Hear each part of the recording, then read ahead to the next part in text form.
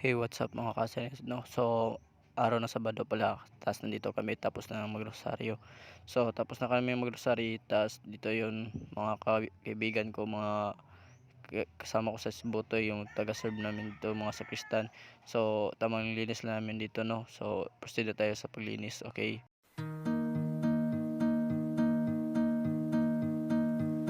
Kada hakbang sa lupa'y para akong inaanod at nalulunod sa batikos ng mundo, sa kung ano lamang ang kaya ko.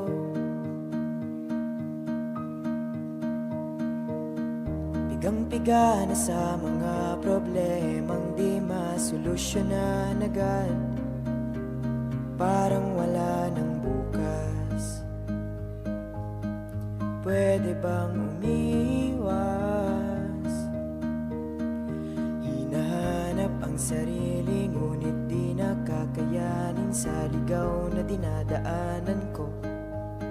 Saan na to patungo? Saan ako patungo? Dahan-dahan nating simulan muli ang paghakbang.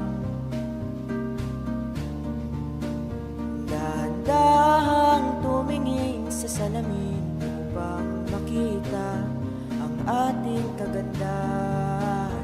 Dahan-dahang iangat ang mukha upang masilayan.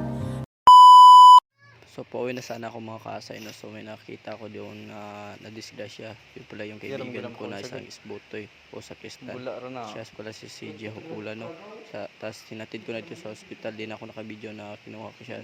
Di lang mamadali ako dahil sobrang takot ko at sa nangyari sa kanya, dahil di ko na alam kung anong gagawin ko, dahil may pasa kasi madami sa kanya. Kaya ayan na, pinapunta ko na dito sa hospital.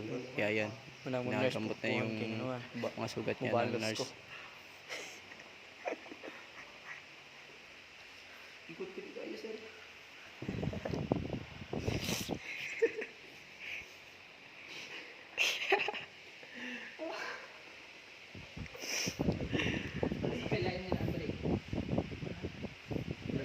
Amot sa likod.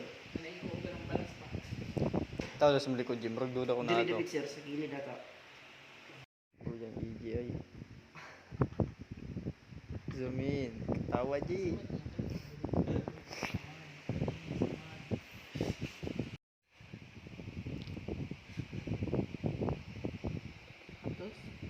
Tapos kay sir.